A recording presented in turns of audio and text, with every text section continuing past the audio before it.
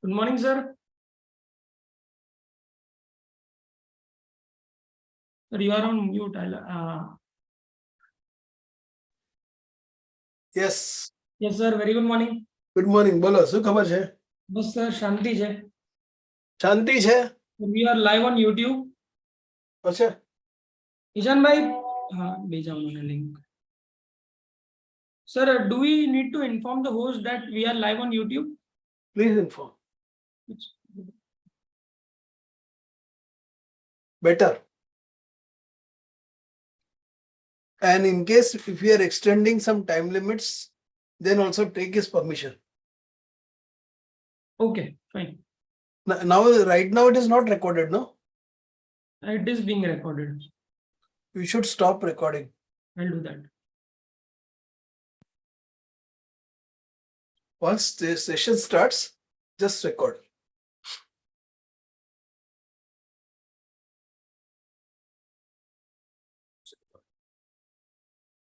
And Mohit, Yes, sir.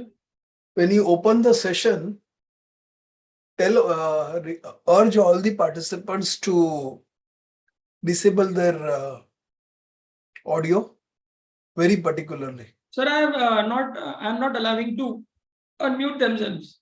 Yesterday, that was a problem. Speaker felt so odd. Twice it has happened. It happened twice.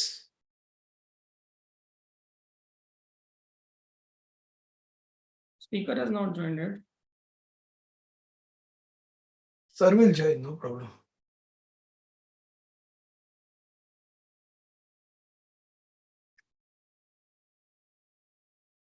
What is the time allocated to me, Mohit?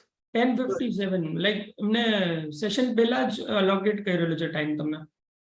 So see, session પહેલા પણ participants admit થવા જોઈએ ને? That's the point. So just start કર્યા પછી I'll before introduction of speaker I'll hand it over to you. ઠીક છે. Yes. પણ કે timelines group ઉપર જ share કરી ને આપણે ભાઈ? નહીં, no. Only to the core members. મને પણ નથી share કરી? ના, timeline નથી. શું પ્રોગ્રામ હશે એ નથી share થયું core group ઉપર ભાઈ? ના થયું છે ને, અમને કરેલો છે ને અરૂપ સરે. હા, બહુ પહેલા કર્યું છે. Yes. Should I share it to you? Yes, bhai, can you? Sir, good morning. Good morning, Good morning, sir. Good morning. How are you, sir? Always fine. I don't have anything else to do. So I'm always fine. All of you are doing so. I'm just enjoying. So being from Gujarat, sir, enjoying Gujarati, you both are speaking, sir.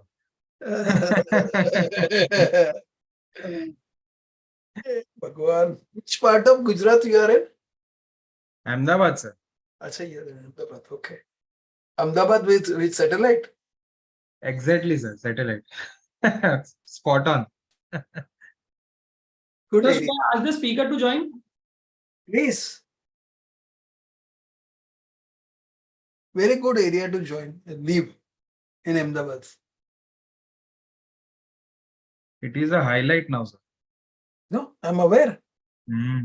Very much aware. Though I will not invest in Gujarat, that's for sure. Right, sir. Sir, you are live on YouTube, sir. Everyone is knowing what you are telling, sir. Oh God. Mohit, you are creating a problem, huh? Modi can block you if you tell anything against Gujarat. No, I will not invest. That is what I said. I have not said anything against the Modi. Just kidding. I don't want to say anything about anybody. Speaker is here. Yeah.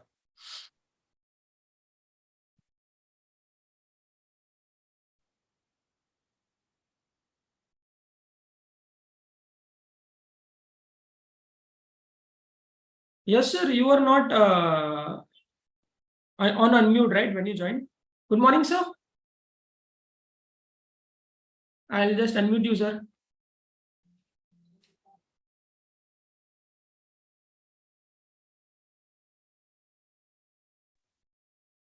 Morning, sir. Can you hear me now? Morning. Pleased to see you, sir.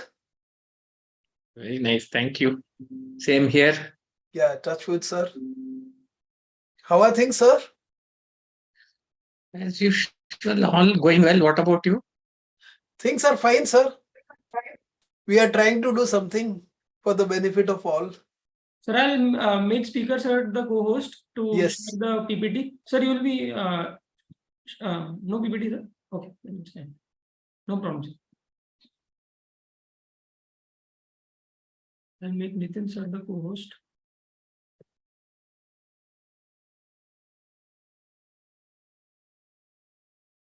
Sir, we are also live on YouTube because some of the members have not received the link of the meeting. Oh, okay. Hope you don't mind, sir.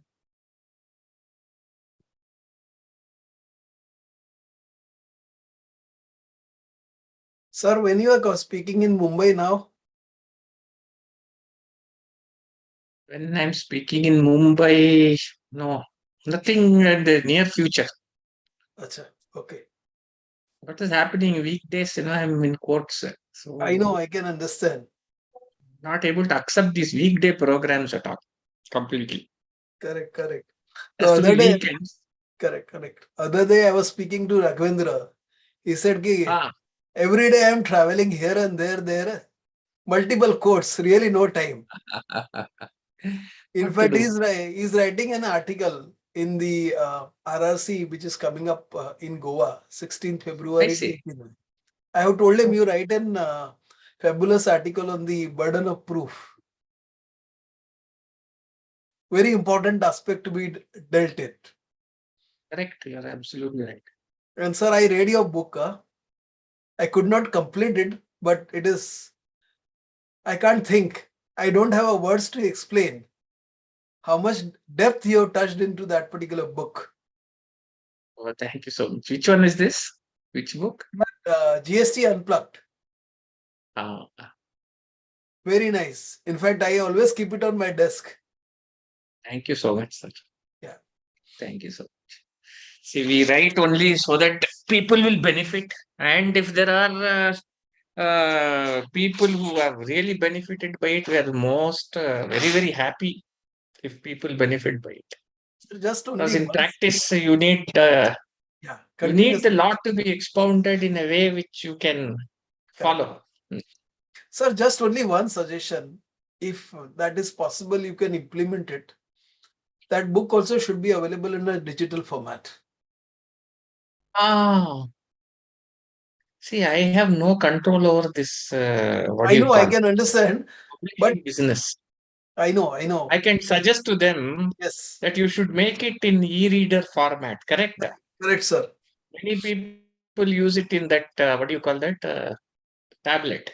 Yes, You can carry it wherever you want and read leisurely because these yes. are all 1,000, 2,000, 3,000 pages book, I know, sir.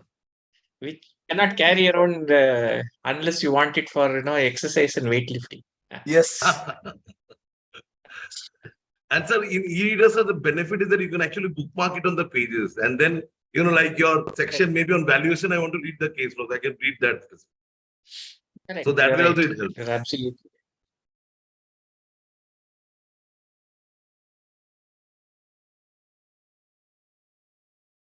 So good morning, sir, and welcome once again. It's Morning. a wonderful opportunity for all of us to learn from you once again today. Thank you so much. Thank you so much. sir. We will be taking just 1.5 minutes to announce about the Take your time, RRC. no problem. Yeah, take it. No, sir. I'm taking your permission because I don't want to do anything without your permission. No issues at all.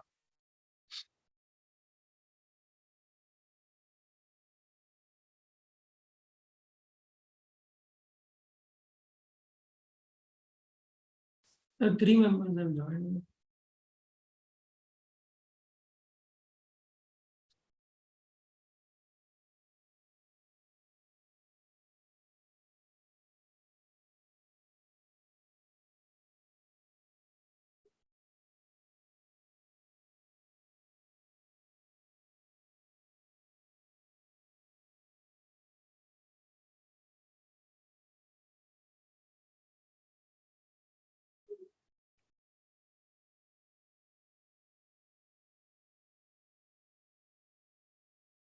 Mohit,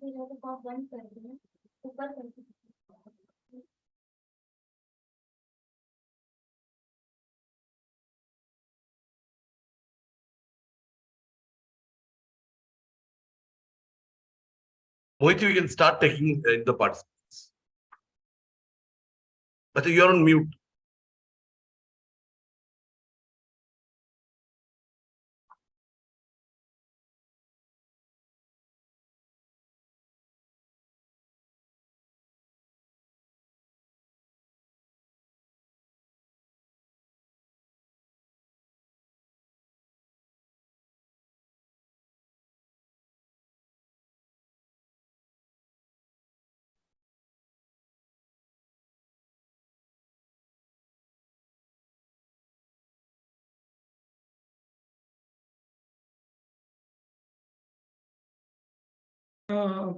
Members, please mute yourself.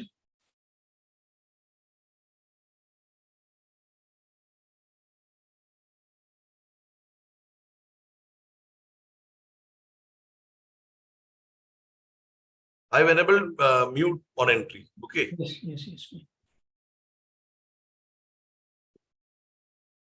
Good morning, everyone, and thank you for joining in today's session. So we have a wonderful litigation series going on. Today we have a young and vibrant MC with us, Mohit Kolaraji from Mumbai. So over to the MC. Hello, good morning, everyone. Warm welcome to all in today's session of Natural Justice. This is the third session of this series, amazing series, hosted by CGPI. Today's session will be taken by Senior Advocate Raghuraman sir. And before starting the meeting, I would like Nitin sir to speak few words about the upcoming RRC in Goa in February 2024.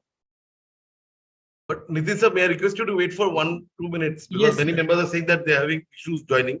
So they are just joining in. 1 minute if you can wait, sir. May I suggest one thing? Yes, sir. Before a vote of thanks, let us introduce at that time. Acha. We can do that, sir. No. Yeah. Yeah, that because is also right. in that case, it will be better ki all have attended the session. No? Yeah, they'll have joined.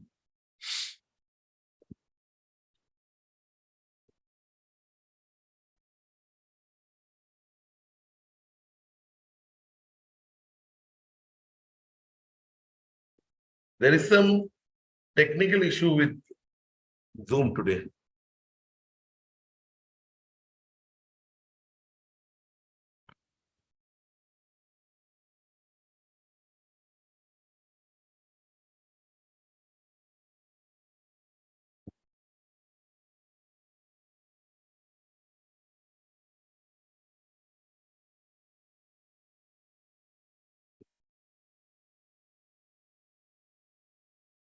Arup sir, you have muted all the participants, right? Yeah. Okay.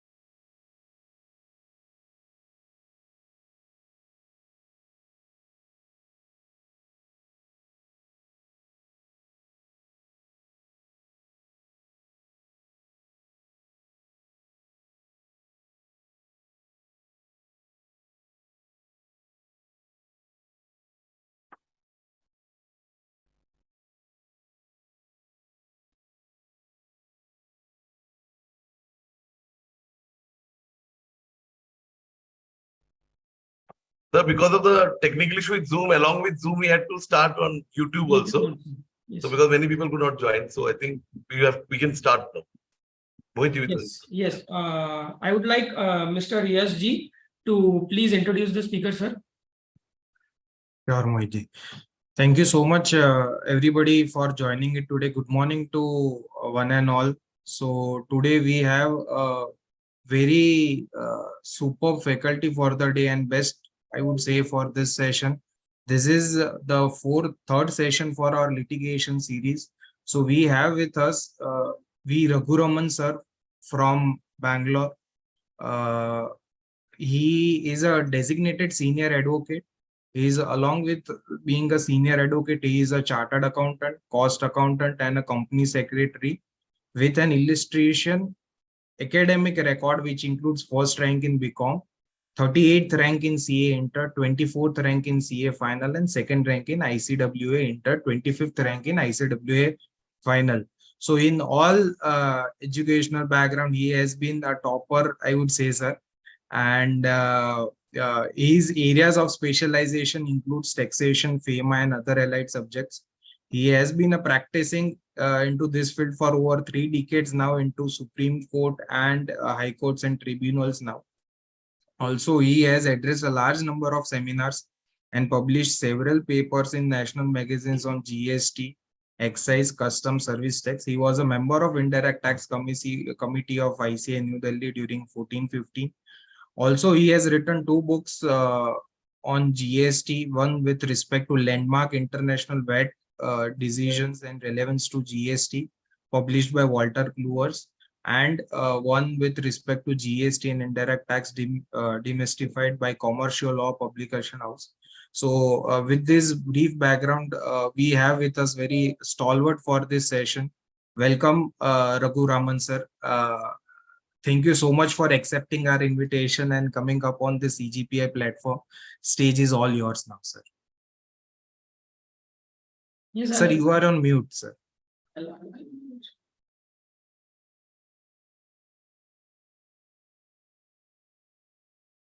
Sir, you can unmute now. Yeah. Yes. Thank you so much.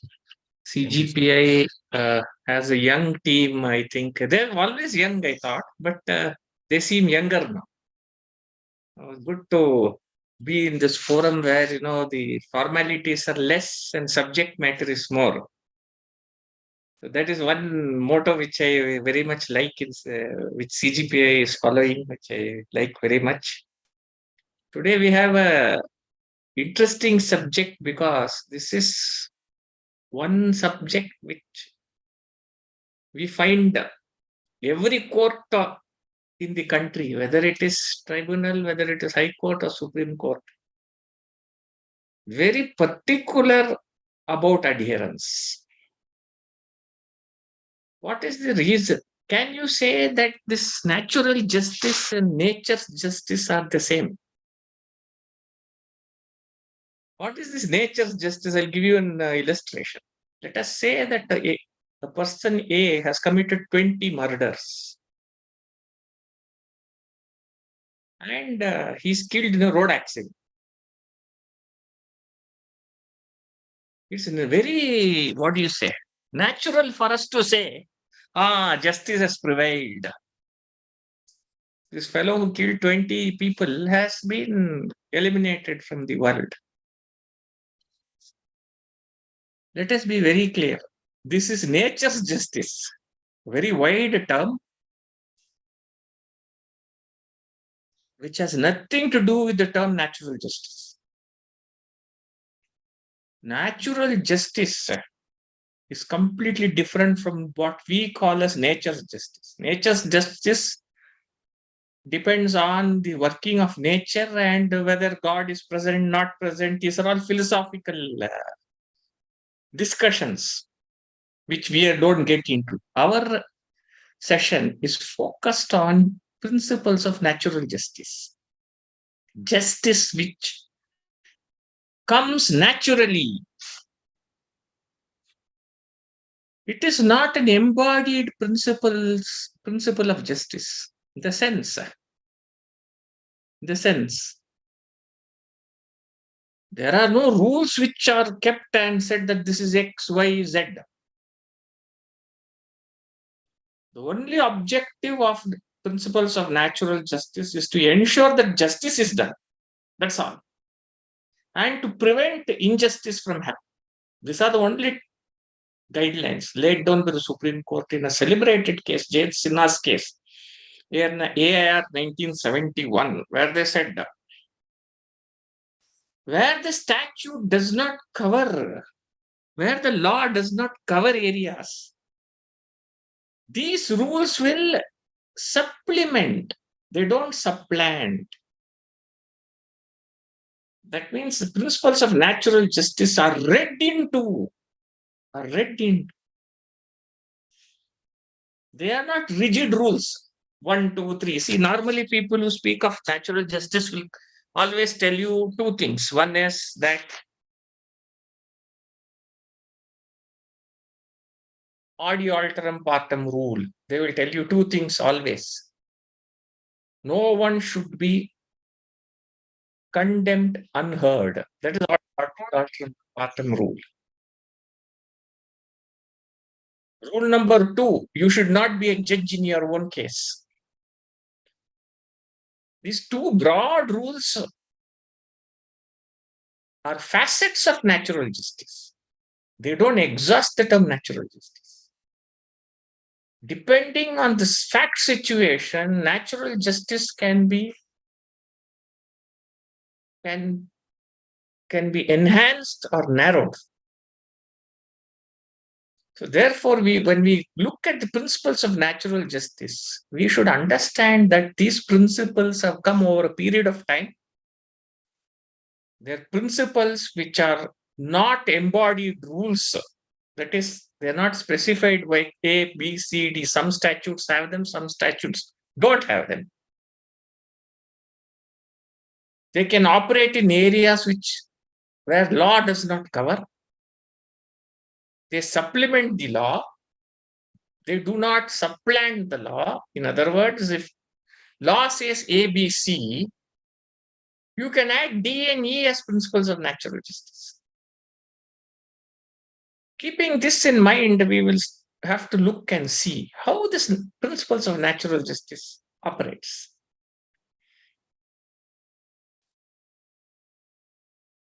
First thing we should understand is what are the types of orders that are passed when natural justice is pleaded. You have types of orders, judicial orders passed by Supreme Court, High Court.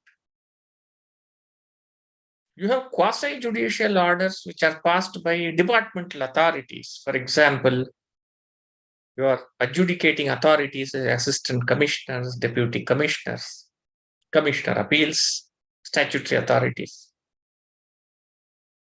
The GSTAT, which is a tribunal and which passes judicial stroke quasi-judicial orders. You have purely administrative orders which are passed also.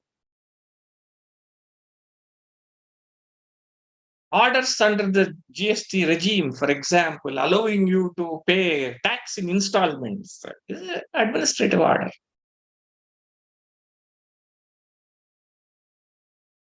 In all these types of orders, is natural justice to be followed or not to be followed? Is the question. Everybody is agreed that in judicial orders like high courts and supreme courts, natural justice is followed. When I say natural justice, what does it mean? To put it in simple words, you are allowed to file written submissions. You are allowed to be heard. To be heard means to be heard properly. That means to say you should be given adequate time for representation. You are allowed to file documents. You are allowed to file pleadings. These are all facets of natural justice. Areas of natural justice, I would say. You are heard before an order is passed. So you are not condemned unheard. The adi alteram partem rule of natural justice say you should be heard and then any order can be passed. So judicial orders, courts hear you, courts look at your records, pass orders. Okay. What about quasi-judicial orders? Orders by authorities. Prior to the enactment of Section 75 of the CGST Act, which you have, even under the old regime of indirect taxes and direct taxes, which is there, natural justice was not excluded. It's very clear that you should be heard before an order is passed.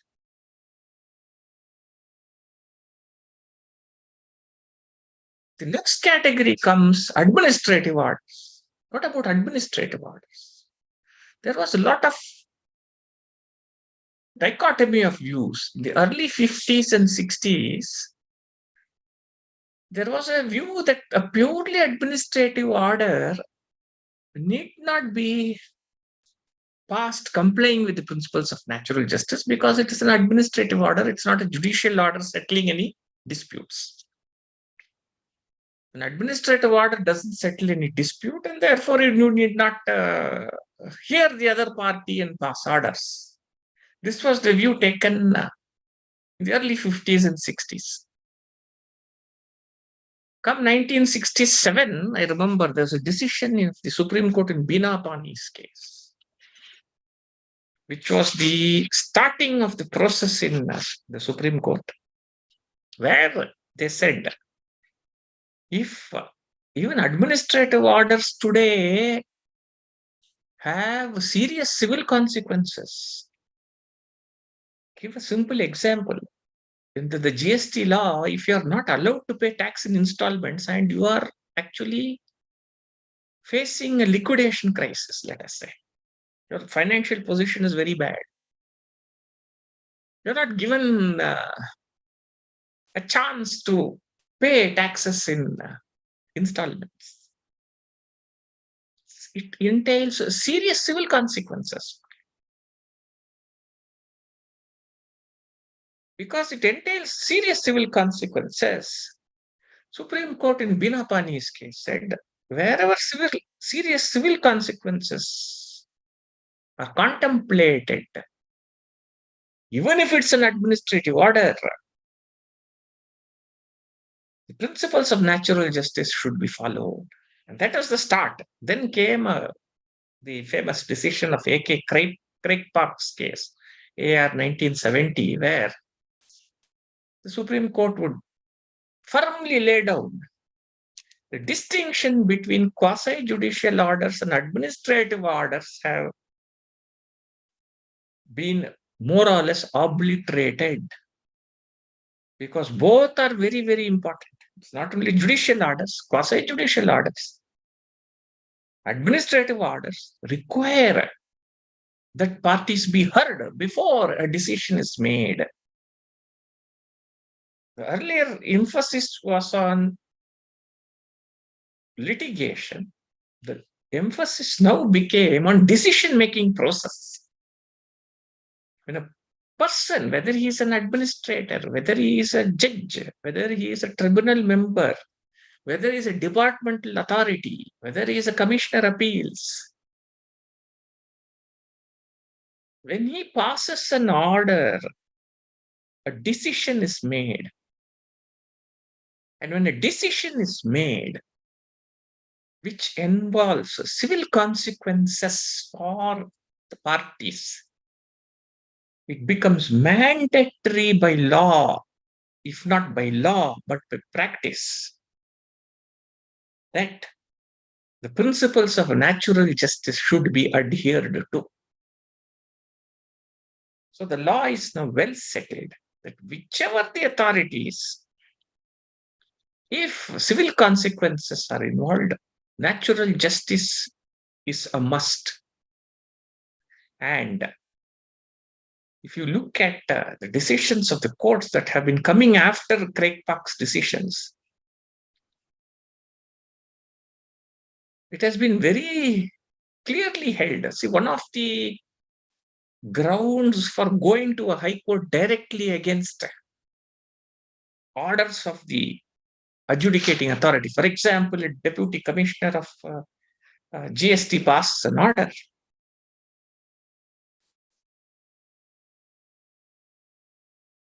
we had an example which had appeared in the Bombay High Court, which I can quote here. Example where the person, the officer, is given 7 decisions of tribunal and being confirmed by the High Courts and Supreme Court. It doesn't consider any of the decisions and passes an order against the SSC on the same issue. What do you call it? You call it an order, a non-speaking order. An order which does not consider the submissions of an assessee becomes a non-speaking order, which means, what do you mean by speaking order? Speaking order is one which considers the submissions of both the parties and comes to a decision. One of the grounds for going directly to the writ court will be when an order is violative of the principles of natural justice. Apart from constitutional grounds, apart from the rule of ultra vires, there are 2 grounds which normally we take in a writ petition. One is jurisdiction, lack of jurisdiction, and non-adherence to the principles of natural justice. The Kerala High Court in Dunlop India's case, I remember, in 175 ITR would say, non-compliance with the principles of natural justice is on par with lack of jurisdiction. Almost same importance we will get. Therefore, if an order is passed by the lowest of authorities without complying with the principles of natural justice, it becomes a nullity. Raja Pratap Singh versus CBDT. I remember this 100 ITR, where they said a violation of principles of natural justice would render an order a nullity. That means it's not existing in law only. It has to go.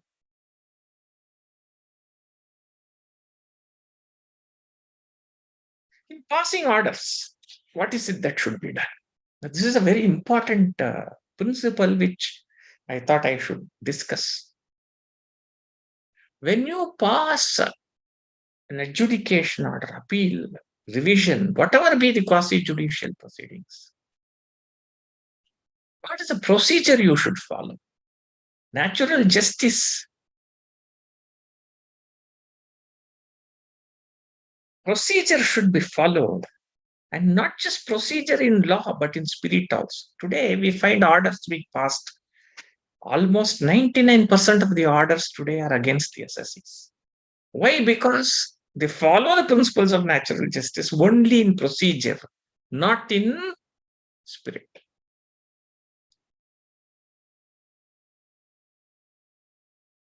That is why long back in Orient Paper Mills, you find this decision in 1978 2 ELT.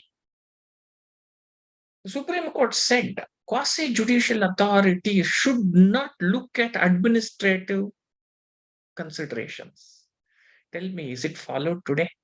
In 78, Supreme Court said this. For example, a circular is issued saying you should classify this only under a particular heading. Because Supreme Court has said Orient Paper Mills, these circulars become binding on the statutory authorities. Quasi-judicial authority has to apply his mind independent of the circular. That is what the Supreme Court said in Orient Paper Mills. But even after saying it in 1970, this was, though reported in 1978, Orient Paper Mills is a 1960s decision, very old decision. 60s this came, almost 60 years before today. In spite of this decision, tell me one officer who passes an order without looking at the CBDT or the CBIC circulars, or saying that the CBIC circular is not correct. I'm yet to come across a single officer who would say CBIC circular is not correct. They may say Supreme Court decisions are not correct. But administrative circulars, they will never say it is not correct. So it's a misfortune that quasi-judicial authorities who are not bound by circulars have to decide independently. Not only they become bound by circulars of the GST regime, they get bound by authority for advance rulings, which are not binding on any other assessee. These orders which are passed without application of mind also come within the broad contours of natural justice. When we say natural justice, it means justice should be done to a given case naturally. All those principles which ensure justice is done becomes natural justice. Not only should the authority hear you, the hearing should be effective. Effective means he should consider your submissions and pass an order saying specifically why he does not agree with you or why he agrees with you. Most of the orders, if you see today, our constitutional courts do not go into constitutional questions at all. They don't have time for it because 99% of the GST matters are matters where the authorities do not follow the principles of natural justice. Cancellation of registration, cryptic orders. Denial of input tax credit, cryptic orders. Suspension of registration, cryptic orders. And this is happening throughout the country because no officer wants to take the headache of giving relief to this assessee. So whatever submissions you put on record are not followed, are not read, are not, mind is not applied. Natural justice means not just reproducing whatever the assessee has said. Today, many of these authorities will ask you, please send a soft copy of your reply to show cause notice. Why? They don't want to put it in their own English or writing. They simply will cut paste from your submissions and put it there. The assessee contended as below, and they'll cut paste all your submissions. That is not natural justice. Please understand. Natural justice means considering those submissions.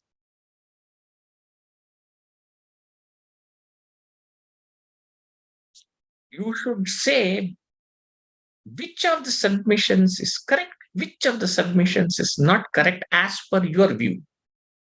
That is, an authority has the duty to say so. And under the GST law, under section 75, not only should he hear you, it's a very important provision. The order cannot go beyond the show cause notice. It's very important. This is, case laws have always been there from age old. If you take Brindavan Beverages case 213 ALT, you will find Supreme Court saying you cannot go beyond the show cause notice allegations. That is not statutorily embodied. That is also a facet of natural justice. If I tell you X and Y are the reasons why I am going to deny you input tax credit in the show cause notice. In the order, I cannot say Z is the reason because I have not put you to notice. I have not heard you on Z. The first duty that you people should do when you get into this is two things. Let me make it a practical session for you because I don't have too much of time on natural justice. When you get a DRC 1A, please reply to it elaborately. Because before they issue a show cause notice, The DRC 1A is supposed to explore a possibility of settlement before notice. So when they issue your show cause notice, they are supposed to have, this is the intent of the law. Whether they do it or not is a different question. And I'm telling you this because they don't do it. Intent of the law is that when a DRC 1A comes, they're supposed to see my reply, knock off what is not relevant, and issue show cause notice only on the relevant matters. Today, if you see the DRC 1A and the show cause notice are almost identical. Nothing of the assessee's response is accepted. They simply say, assessee has filed a reply to the DRC 1A, which we find not acceptable. No. That itself is a violation of principles of natural justice. Why? Because when the law enjoins you to prepare, to do a particular task or duty, you have to do it in that way.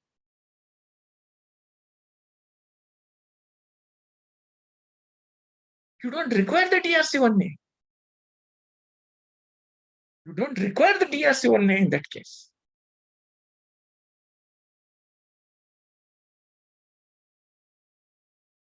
So show cause notice, if it is preceded by a DRC 1A, prepare a reply. And if the show cause notice does not consider the grounds in the DRC 1A and your reply, the show cause notice itself is defective.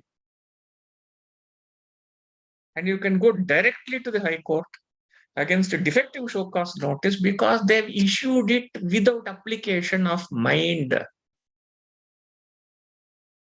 They've issued it with a predetermined mind, as held by the Supreme Court in several cases. You cannot issue a show cause notice with a predetermined mind. Show cause notice in itself means that I'm asking you to show cause, my mind is kept open. I will consider your reply, then pass an order. But if in the show cause notice itself you say, I've considered your reply, it is not acceptable, it means you have already passed an order in the show cause notice. Therefore, it will be violative of principles of natural justice. That is at stage 1 itself. Stage 2 happens when show cause notice is issued to you. You file a reply. You go before the authority and make detailed submissions. Procedurally, he has complied with the principles of natural justice. He has given you time to reply. He has heard you personally. If both these things are not done, you can go to the High Court directly in writ jurisdiction saying that I was not given time to reply. For example, you are given a show cause notice today and they tell you file reply in 3 days. File reply in 7 days. It is impossible for you to do so because the volume of data that you have to collect. This is another aspect where there is a failure of the principles of natural justice. It is also a failure if they don't hear you because it is mandatory to hear the other person before an adverse order is contemplated. If you are following a favorable order, then you don't need hearing. There's no problem. Adverse order is contemplated, the person has to be heard.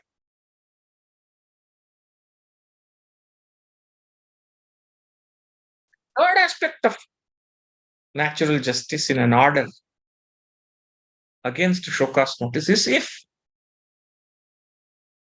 the submissions that you have made are not considered. The case laws that you have relied on are not considered. This is where we had gone to the Bombay High Court, where we said binding case laws on the same issue passed by superior authorities are binding. Tribunal order is binding on the authorities below.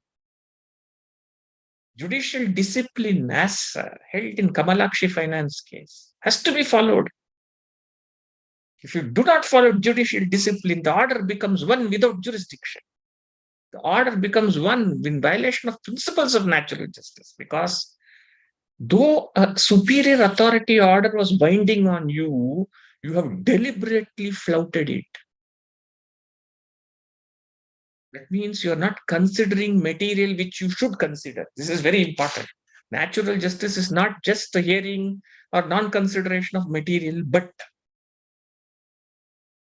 what you're bound to consider if you do not consider. If you don't consider relevant materials, and if you consult irrelevant materials, that also is a facet of natural justice. Relevant materials means binding decisions you don't consider. It becomes what they say as per in curiam doctrine, sub silentio doctrine. All this will come.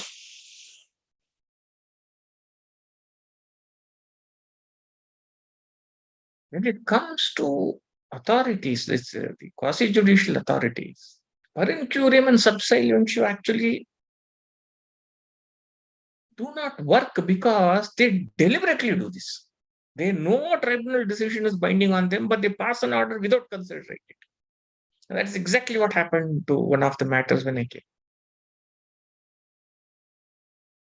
So when binding decisions are not considered by an adjudicating authority, it is a gross violation of the principles of natural justice and judicial discipline, and recourse to the High Court can be had.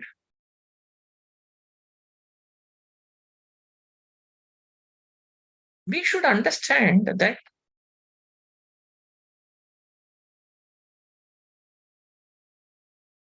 natural justice being outside of the statute, sometimes it is built into the statute, sometimes it's outside of the statute. How do we interpret in such cases? Classic case is Sahara India Firms case. This is a case where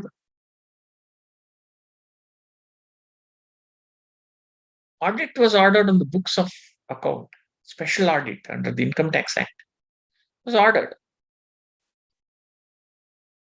When ordering this special audit, no hearing was given at all.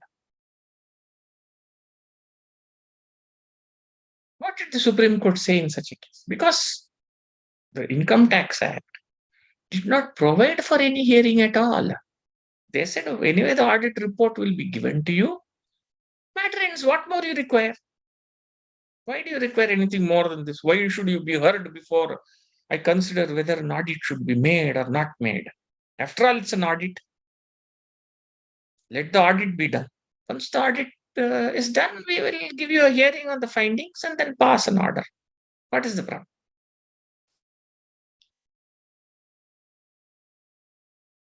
And what did the Supreme Court say in Sahara India Firms case? You will find this decision in 226 ELT. Supreme Court said this. A person whose books are audited, subject to regular audit, if you order special audit in his books, because under the GST Act, for example, this is the Income Tax Act for special audit, but today in GST Act, you have provisions for special audit where they may say, we feel your income input tax credit is disproportionate or valuation of goods is suspect, that they can order special audit. What the Supreme Court said is, when you discard his books of accounts which have been audited and you order a special audit, it means or entails civil consequences. You have to tell the assessee why you are not relying on his books of accounts. What is it that makes you discard his books of accounts? That can be done only if you give him a hearing.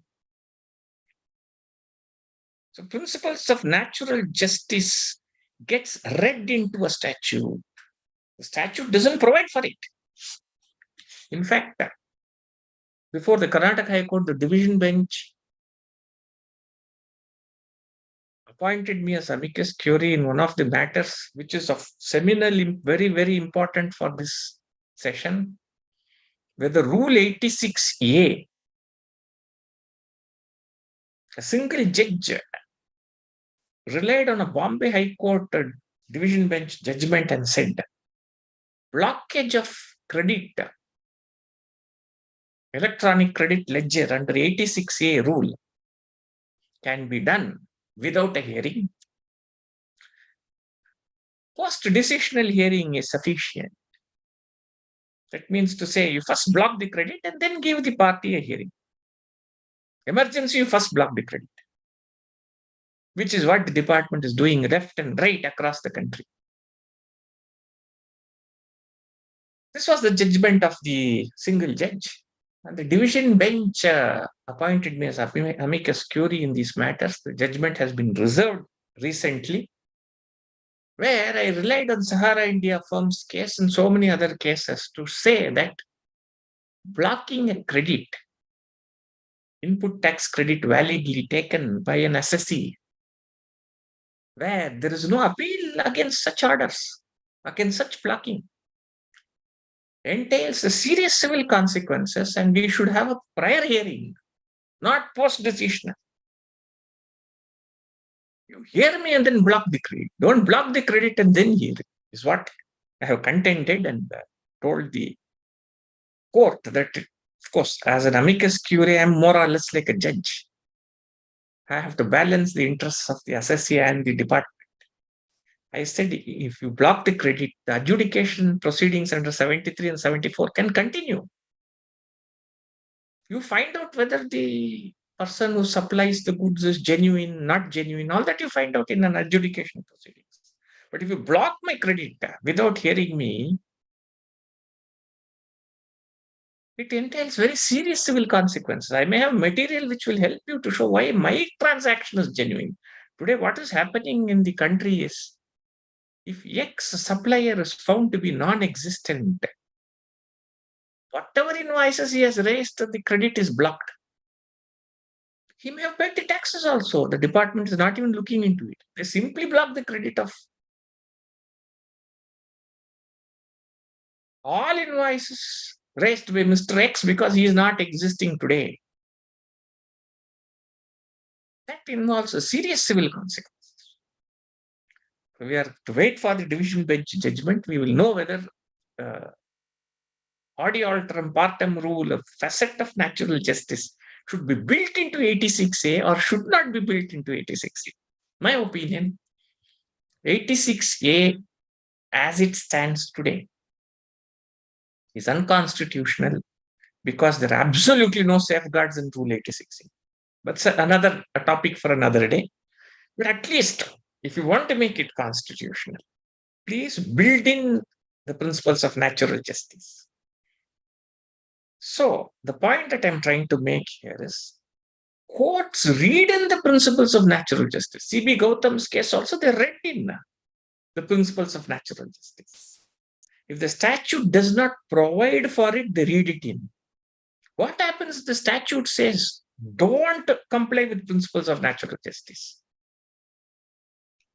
Please understand, there are two aspects.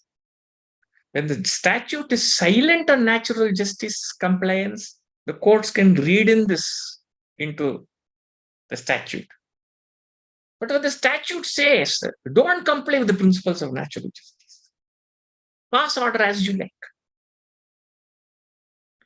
then in that case, you don't have a choice but to challenge the law itself under Article 14, saying it's an unreasonable law, 14 and 19.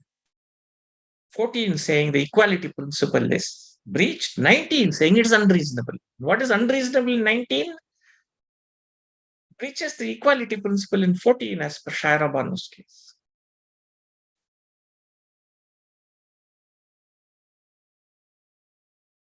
Therefore,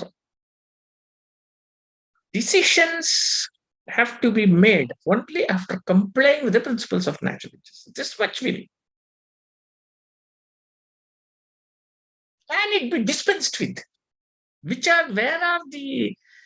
are the instances where you can dispense with the principles of natural justice? When justice itself is to be done sometimes. For example, let me give you an example. There is a riot in Mumbai.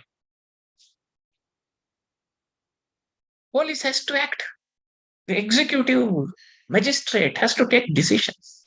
How to stop the riot is an administrative come. It's purely an administrative act.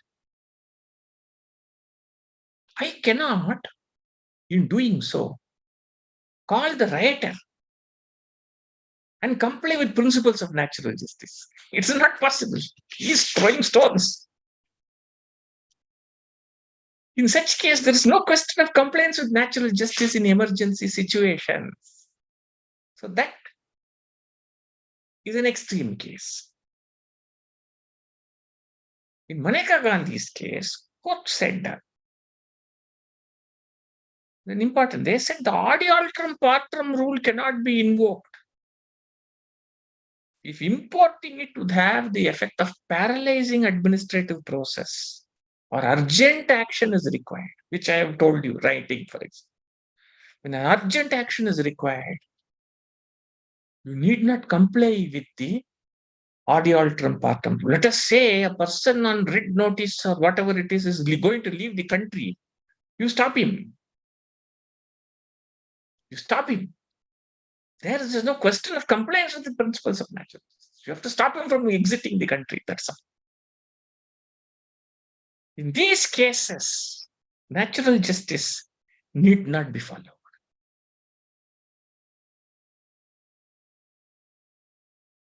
In Maneka Gandhi's case, the passport was withheld, not issued actually as per their, it was given, and then the passport was, Maneka Gandhi could not travel abroad because her passport was not there. There they said post-decisional hearing could be given. This is the important thing, whether it's pre-decisional or post-decisional. That means I take a decision and then hear. So Maneka Gandhi's judgment finally, after laying out lofty principles, said the action of the government is justified, subject to giving her a post-decisional hearing. In GST law, this will not work, in my humble opinion. You take a decision not to block the creditor. Post-decisional, what you will do? Nothing. Compliance with natural justice post-decisional can happen only if there is a provision for appeal, in my humble view. If there is a provision for appeal, well and good, you can go in appeal and have that order set aside. But if that order entails heavy consequences for you, I'll give you a simple example. Person passes an order without hearing you and demands 10 crores as tax, interest, penalty, etc.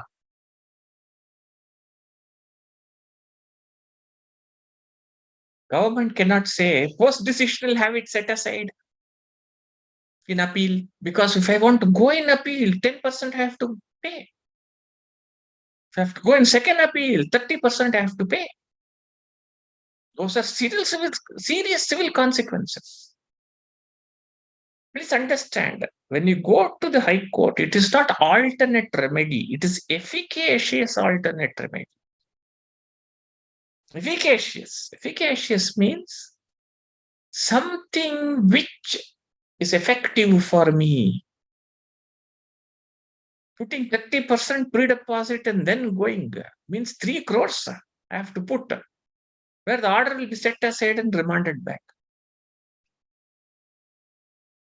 Post-decisional hearings are of no use in GST because the decision is already made, the officer is already prejudiced. Even if he hears you pre-decisional, he passes adverse orders. What about post-decisional? What is he going to do? When you block the credit, post-decisional is of no use because the credit is blocked. There is no appeal provision. Therefore, alternate remedy should be efficacious. If it is not efficacious, the question of non-adherence to the principles of natural justice cannot be condoned. This is one more important principle that we should keep in mind.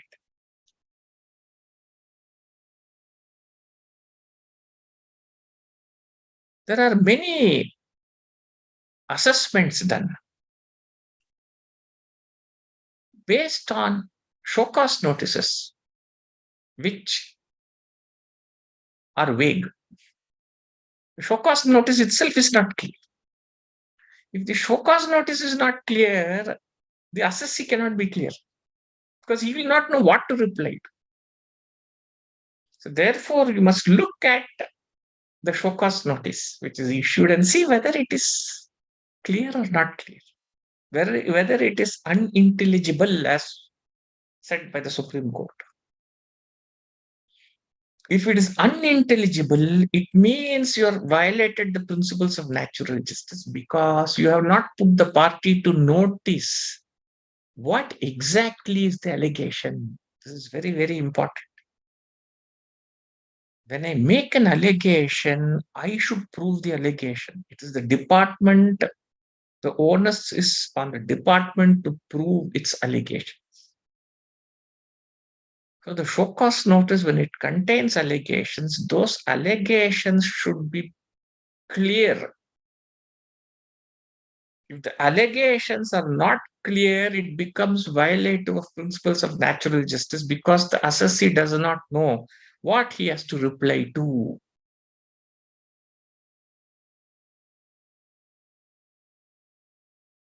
So that is also a very important principle which has been laid down in all the earlier regimes.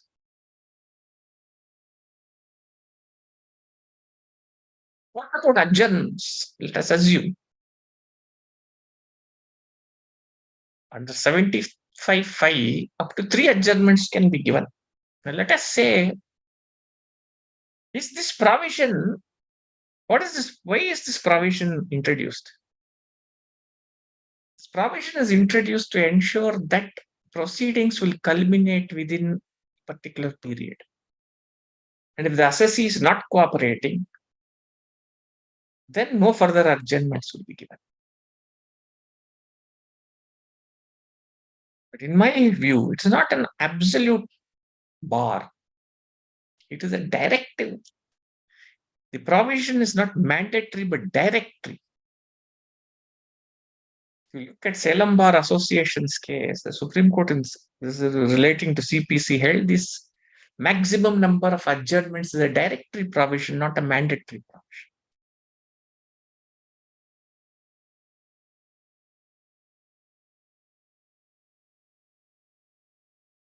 So therefore, adjournment in itself, passing ex parte orders, is also violative of principles of natural justice because you are not heard the other party. If the other party avoids it, then okay, you can pass ex parte orders.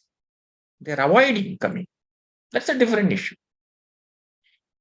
But where he has not been served notice, for example, I serve it by email. It's no doubt service of notices by email is a valid service of notice. But today, not all assessees log in and see their system. Some of them are so ignorant that they don't even look at the system for months together where show cause notices would have been issued and orders passed. This is happening in the faceless assessments in income tax. We have a spate of orders being passed, notices issued, orders passed, where the assessee has not even looked at his, not logged in and looked at his website. In all these cases, there is a gross violation of the principles of natural justice and orders are set aside and sent back.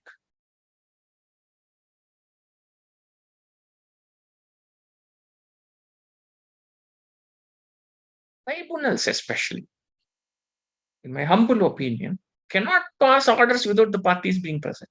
Or they have to go, they cannot dismiss an appeal saying the party is not present. You see the celebrated case of Supreme Court in Chenniyappan Mudaliar's case, 1969, one SCC. They said tribunal cannot dismiss an appeal for non-prosecution. They have to give a decision on merit. This was followed even in Balaji steel rolling mills by the Supreme Court, saying tribunals have to give orders only on merit. Ex parte dismissal of orders cannot be done by the tribunal.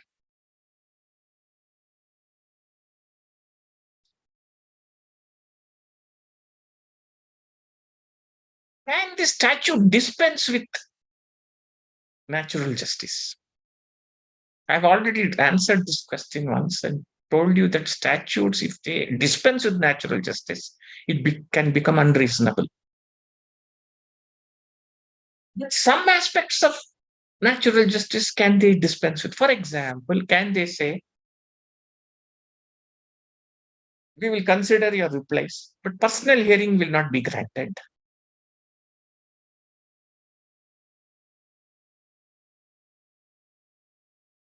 It all depends on the statute. If you look at Carborundum Universal's case, the Supreme Court said, in every situation, personal hearing may not be necessary. There could be situations where I don't give you personal hearing. Service matters, certain service matters covered by Article 311, for example, of the Constitution. In determining the quantum of penalty, Constitution itself says you don't need to hear the other party. If you have already passed a sentence on the merit. So dispensation with certain aspects of natural justice, depending on the statute, can be done if there is overall compliance with the principles of natural justice. That is to say, if the order displays that he has considered all your points and passed a decision, just because he has not heard you, the order will not be set aside if the statute is silent. However, in GST law, it's very clear that personal hearing has to be given. So the statute itself says. And in GST law, even I would go to this extent and say, even if the statute had not said so, personal hearing has held to, the courts have largely held that a personal hearing is very important because you can convey things that are not there in writing. Writing, you may be able to express certain things, but certain things you can convey only through words. For example, if I want to describe my fact situation, my production, what is my manufacturing process through a flow chart, I can make a flow chart and attach it to my show cause notice reply, but it will not be understood. If I go before the officer and explain, this is what I do, a visual or a PowerPoint presentation sometimes helps the officer to understand the matter better. So personal hearing becomes very, very important. Personal hearing cannot be dispensed with in such cases. And therefore, a pre-decisional hearing has to be done. I cannot say I will hear you after I pass the order. No. Before I pass an order, I will have to consider what your personal hearing, what you have said, and then take into account that and then pass an order.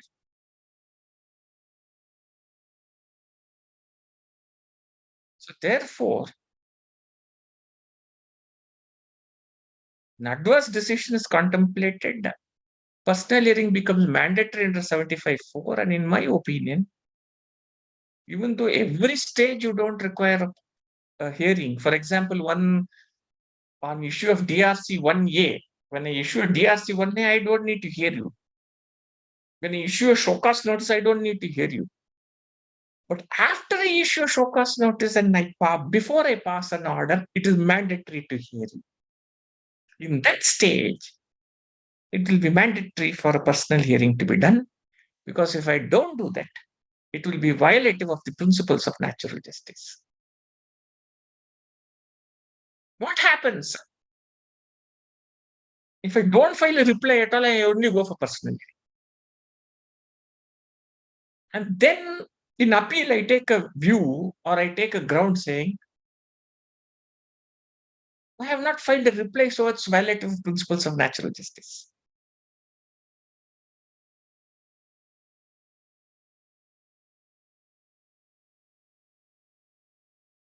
Courts don't take as lenient a view in such cases.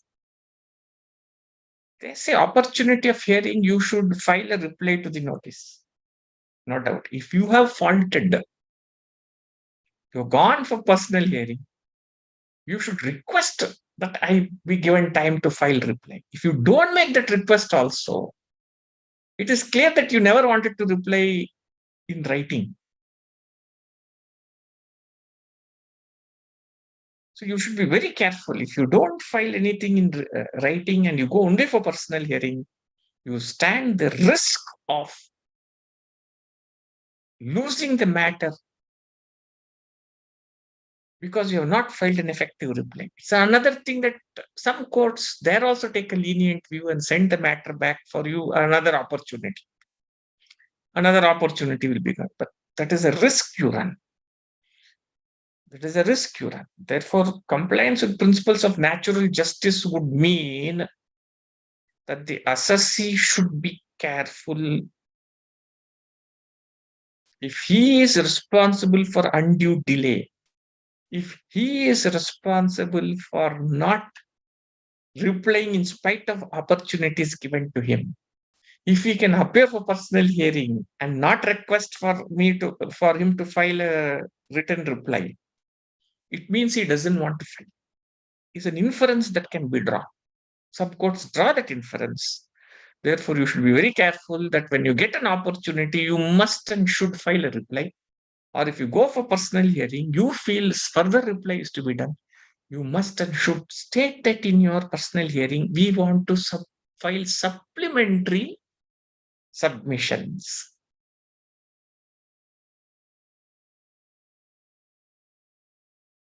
One more aspect before I close. When you look at your show cause notice, when you look at, there will be relied upon documents that are there. Please understand. Every one of the relied upon documents should be in your possession. If you do not have the possession of relied upon documents, you must understand that there is no compliance with the principles of natural justice. Because effective reply can be given only if all the relied upon documents are supplied to you or you have taken it and then given a reply. Relied upon documents have to be in the possession of the chartered accountant or the advocate, as the case may be, before he makes an effective reply. And if the relied upon documents are not given to you, that itself is a failure of principles of natural justice, because you are not put to notice as to what are the documents based on which the case was built. Of course, if you have copies of those documents, then there is no problem. But if you do not have copies of those documents, what happens? In such cases, non-supply of those documents will also be a violation of the principles of natural justice. With this, I think I have exhausted my time, which I set out. I am thankful to CGPI for this, whatever time was allotted to me on natural justice. I've tried to only summarize the principles. There are so many more which we can go on. But with this, I leave it to the organizers to, if there is a question answers to be answered. If there is no question answer, then there is no problem. No, there are a few questions, sir. Thank you. First of all, thank you so much for this wonderful session and giving us such a great insights on principles of natural justice. whenever officers are passing, blocking the credit ledger. Sir, I would like to pose one question. Does this principle also apply when they suspend the GST number before, without passing an order or notice? See, in my opinion, wherever the statute is silent, you will have to be given a hearing because civil consequences follow. Suspension of registration is not a small matter. Correct. Statute is silent, you have to be given that. Statute, it says no personal hearing, challenge the statute. Correct. Okay. So, Mohitji, with your permission and sir's permission, we'll give a 1 minute break to sir before the question answer. So, with Yes, your kind no, no. permission. So, over No, to you Nitin. please carry on. Yeah, Nitin sir. Sir will take a 1 minute break if you can share on the RRC. Hello, friends. CGPI is organizing the second RRC in Goa from 16 February 2024 to 18 February 2024. I would urge each one of you to attend because the topics which are planned, they are very interesting. The judicial precedents, classifications, valuation, and the brain trust. I think everybody will take away something by attending the RRC and meeting the like-minded people. So I would urge everyone to register ASAP. Thank you. Sir, with your permission now, I would like Jitendra ji to take the question and answers. Yes, please. Jitendra sir, over to you. Yes, thank you, Mohitji. Sir, one of our participants, Mr. Vikas Mittal, has asked that if the show cause notice considers the reply to DRC 01A, whether such show cause notice issued even after considering the reply to DRC 01A, can this held to be a predetermined show cause notice? See, show cause notice doesn't predetermines the issue, means where they say we are of the view, this is what it is. Where they say, even though you have replied in this manner, for this reason it is contestable, then it becomes a valid show cause notice.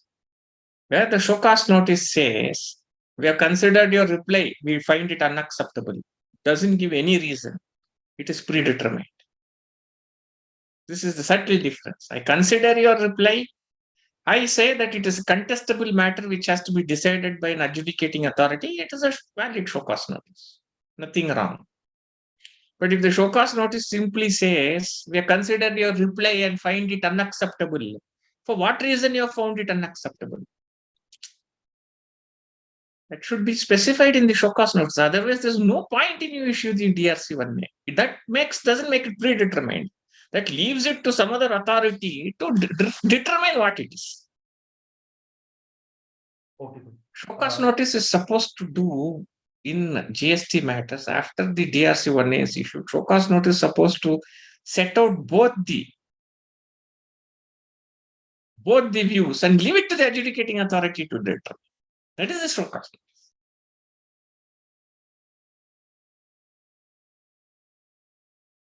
So next question, Jitendra sir.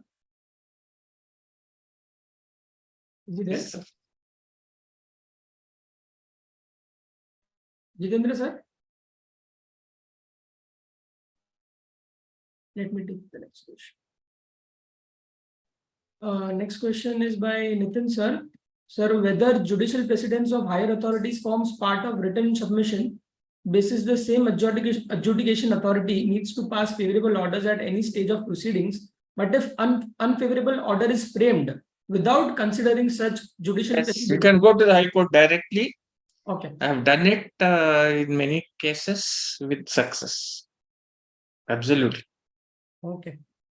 So next question is of Nahar Anand sir. Sir, whether Rule 88C, wherein reply to intimation within 7 days is required, if fails, recovery under Section 79 is mandated. Whether natural justice is followed when Rule 88C applied. Please share your views. In my view, this Rule 88C itself is unconstitutional. First of all, giving you 7 days time. Second, having automatic recovery. When you have an adjudicating process for 73 and 74 being followed for other demands, why this For a Rule 88C, an automatic recovery. That itself is wrong. So this rule must be challenged in the court of law. Okay. So next question is of Vikas Mittal, sir. There is barrage of SCNs like show cause notices in last week of September 23 for 17-18. In such cases, we won't get more than 30 days for preparations and drafting. Can it be a case of violation of natural justice? Absolutely. See, if it means that you have to be given more time because you simply don't have the data, then that's absolutely right. You can certainly plead that the order has been passed in violation of principles of natural justice, or you're hurrying through the adjudication process without giving me a proper opportunity in the first place. So that is very much in fact, in the GST law, if you see, the order should be passed within 5 years or 3 years, as the case may be. Not the show cause notice should be issued 3 months prior to that. That is how it is. So next question is of Mahindra Jain, sir. My dealer has purchased the goods from supplier and took ITC. Afterwards, department cancelled the supplier's GST number suo moto. But when my dealer purchased the goods at the time of supplier, GST number of the supplier was active, and also the supplier had filed the GSTR1 and GSTR3B for that period. Further, my dealer has tax invoice and made the payment through bank channels. So dealer has complied all the conditions for claiming ITC. So if they have blocked your credit or whatever it is, you set these facts out, take an order from them and go to the High Court directly. Okay. But in cases, sir, the amount is like not very much, like 50,000 or 1 lakh. Should what remedy would Go in appeal. Go in appeal. Don't leave it, because these are all important precedents. Mr. Rajesh Mangal is correct, because the shall has become may. DRC 1A in 142, if you look at rule, DRC 1A shall has become may. What I said was, where they issue the DRC 1A, then yes, you can contest it. Where they don't issue DRC 1A at all and straight away they issue show cause notice, you go ahead and reply to it. That's it. But once they've issued a DRC 1A and you reply to it, that should be considered before they issue a show cause notice. This is what I meant. Sir, I would now like Utkarsh sir to give a vote of thanks. Utkarsh sir. Arup sir, is he in the meeting? I'll just check one. No, sir, I doubt if he's in the meeting. I think he has. Yeah. So I think okay, so I think I'll just take the liberty of sharing the wonderful vote of thanks to sir, because it's really a privilege to, share a vote of thanks to sir. So, sir, first of all, we really, the entire team of CGPI, as you have rightly said, the young team of CGPI, as you can see, our MC is young, our introduction person who introduced the speaker, he is young, so everybody is young. So please bless our young and dynamic team so that we can go ahead and take the knowledge of GST far and wide in our country, so that every practitioner and every business house is benefited from it. And the kind of deliberation that you have said, the wonderful way we have learned, what is nature's justice and natural justice, I think that distinction is also very important. And why natural justice is so important is because we give long case laws. If you may permit me to say, we all say, we give citations, this, that, but maybe under that particular matter, fact of the case, there is no violation of principle of natural justice only. So you made us understand what is violation of principle of natural justice, which is very important. So I think all of us present in the meeting will appreciate that, whether there is a violation or not, then only we'll go ahead with whatever we have to state in our reply or take in the course of discussion. So we would only request you to bless us and grace with your presence whenever we need your support and help. And with this, I think I would also request all the participants to continue showering their presence in the litigation series, because it's only on the suggestions from the members that we are carrying out this series. Only what you have given is, you have given us the food that you have to have a series. We only, Ishanji then delved on the things that needs to be included. Then we discussed with the learned speakers, and they have been kind enough to, shower their presence and grace in the meetings. We also like to thank all our core committee members for all their behind the scenes effort that they have been putting into putting this series a success. So as Raghuraman sir started by saying that CGPI is less of formality and more of content. So I'll end with that only. So I would like to keep the formality the less and have a wonderful weekend ahead. We have Navratri coming up, and as you can see, I'm already in a casual, traditional wear because in Bengal, Durga Puja is started from today and it will continue till maybe 26th of August, October. Thank you very much and have a Thank you wonderful so much, day. sir. Thank you for taking out your time, sir. Thank you, Thank you sir. so much. Thank you very so much. much. Thank you, sir. Thank you all. Thank you. you, sir. Thank you all the members to attend the meeting. Now I'll close the meeting. Yeah. Okay, sir.